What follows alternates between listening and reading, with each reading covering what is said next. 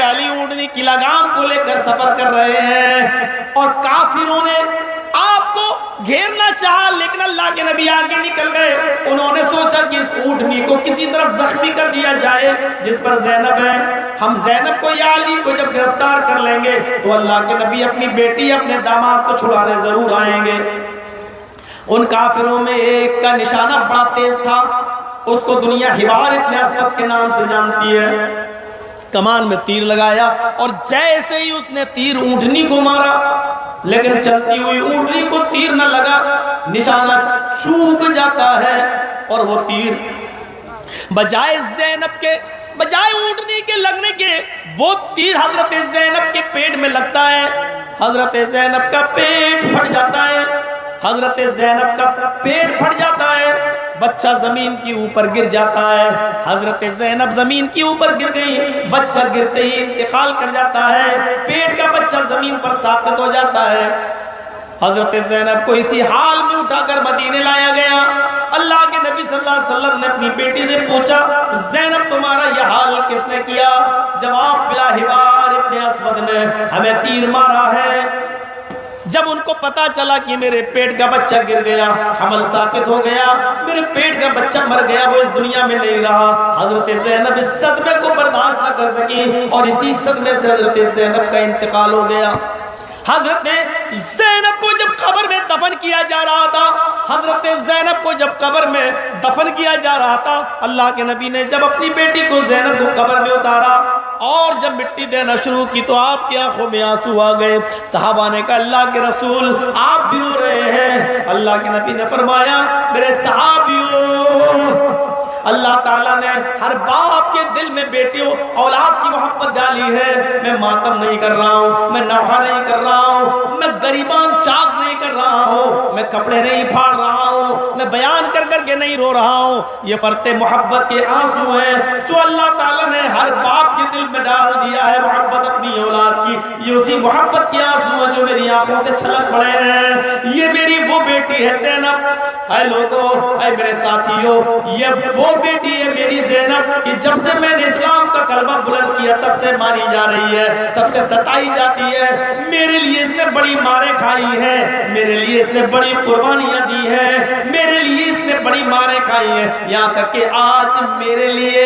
آج میری شریعت پہ چلتے چلتے میرے دین کے لیے اپنی جان بھی دے دی۔ میرے پیارے ساتھیوں، مدینے میں 10 سال نبی اکرم رہے اور 10 سال کے بعد جب فاتحانہ داخلہ ہوا، مکے پر قبضہ ہوا اور مکے کو اپنے ہاتھ میں لے لیا، تو اللہ کے نبی صلی اللہ علیہ وسلم اعلان کرتے ہیں، لوگوں آج تمہیں ہم سے کیا امید ہے؟ مکے کے کافروں نے کہا، آپ نے ہمیشہ خیر کا معاملہ ہمارے ساتھ اپنایا ہے، آج بھی ہمیں خیر کی امید ہے۔ اللہ کے نبی صلی اللہ علیہ وسلم فرماتے ہیں، ٹھیک ہے، میں تم سب کو معاف کرنے کے لیے تیار ہوں، لیکن مجھے اپنا جرم بتاتے جاؤ اور معافی لیتے جاؤ۔ بتاؤ تم نے کون سے جرم کیے، میں ان جرموں کو دیکھنا چاہتا ہوں، لیکن یہ میرا وعدہ ہے کہ میں معاف کرنے کے لیے تیار ہوں۔ ایک آیا، اے اللہ کے نبی میں نے یہ جرم کیا تھا، آپ نے کہا جاؤ میں نے تمہیں معاف کر دیا۔ دوسرا آیا، اے اللہ کے رسول مجھے بھی معاف کر دیجئے، آپ نے کہا جاؤ میں نے تمہیں بھی معاف کیا۔ ایک اور آیا کہ اللہ کے رسول مجھے بھی معاف کر دیجئے، اس نے جرم بتایا، آپ نے کہا جاؤ میں نے تمہیں بھی معاف کیا۔ ایک اور عورت آئی، کہتی اللہ کے نبی مجھے بھی معاف کر دیجئے، آپ نے کہا تم کون ہو؟ اس نے کہا میرا نام ہندا ہے۔ آپ نے کہا تیرا جرم کیا تھا؟ اس نے کہا اللہ کے رسول آپ کے چچا حضرت حمزہ کا پیٹ پھاڑا تھا، ناک کاٹی تھی، کان کاٹا تھا، ناک اور کان میں دھاگا ڈال کر میں نے اس کو گلے کا ہار بنایا تھا، آپ کے چچا کا پیٹ پھاڑا تھا، آپ کے چچا کا کلیجہ میں نے نکالا تھا، آپ کے چچا کے کلیجے کو میں نے اپنے دانتوں سے چبایا تھا، کھانے کی کوشش کی لیکن کھا نہیں سکی، اس کو میں نے تھوک دیا تھا۔ اللہ کے نبی کی آنکھوں میں آنسو اور اپنے چچا کی لاش سامنے نظروں کے سامنے آ گئی۔ آپ نے ہندا کو کہا، ہندا جا، آئے میری چچا کی لاش کی بے حرمتی کرنے والی، جا میں نے تجھے بھی معاف کر دیا۔ جب وہ جانے لگی تو آپ نے فرمایا، ہندا ایک بات اور سن لے. کہا کیا؟ آئندہ میں نے معاف تو کر دیا ہے لیکن ایک رحم کرنا میرے اوپر، ایک گزارش ہے، ایک کرم کرنا میرے اوپر.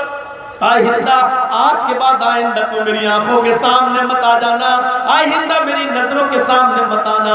آئندہ یہ تیرا احسان ہوگا محمد رسول اللہ پر، جب تو میرے سامنے آتی ہے یا آئے گی تو مجھے اپنے چچا حمزہ کی لاش یاد آ جائے گی. آئندہ ایک رحم کرنا میرے اوپر کہ آج کے بعد تو میرے سامنے مت آنا، آئندہ بس اتنا رحم کرنا میرے اوپر. آپ نے ہندا کو معاف کیا.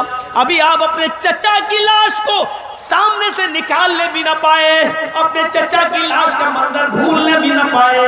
اتنے میں ایک اور آدمی آتا ہے، کھڑا ہے. آپ نے کہا تم کون ہو؟ اس نے کہا اللہ کے رسول میں بھی مجرم ہوں. آپ نے کہا معافی مانگنے آئے ہو؟ اس نے کہا ہاں. آپ نے کہا تمہارا جرم کیا ہے؟ اس نے کہا آپ کی بیٹی زینب کا قتل. نبی اکرم نے اس کے چہرے کی طرف نظر ڈالی، فرمایا تم شاید حبار ابن اسود ہو. اس نے اس بات میں جواب دیا ہاں اے اللہ کے رسول، میں اونٹنی کو تیر مار رہا تھا لیکن تیر نشانے سے چوک کر آپ کی بیٹی کے پیٹ میں لگا. آپ نے کہا حبار، میں نے اپنی زخمی بیٹی کو اپنے ہاتھوں میں لیا. حبار، میں نے اس کو اپنے ہاتھوں سے قبر میں اتارا. آئے حبار، میں نے اس کو اپنے ہاتھوں سے مٹی دی.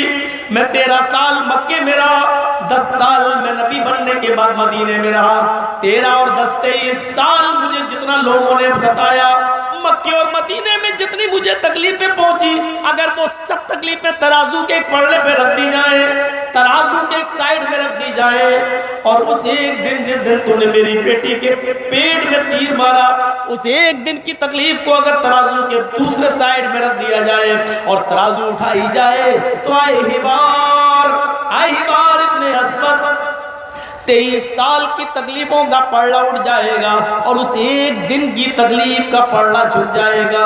لیکن آئے میری چوکٹ پر عفو در گزری کی بھیک مانگنے کے لیے آنے والے، رحم و کرم کی بھیک مانگنے کے لیے آنے والے، جا آئے حبار، جا آئے حبار، جا، میں نے آج تجھے بھی معاف کر دیا.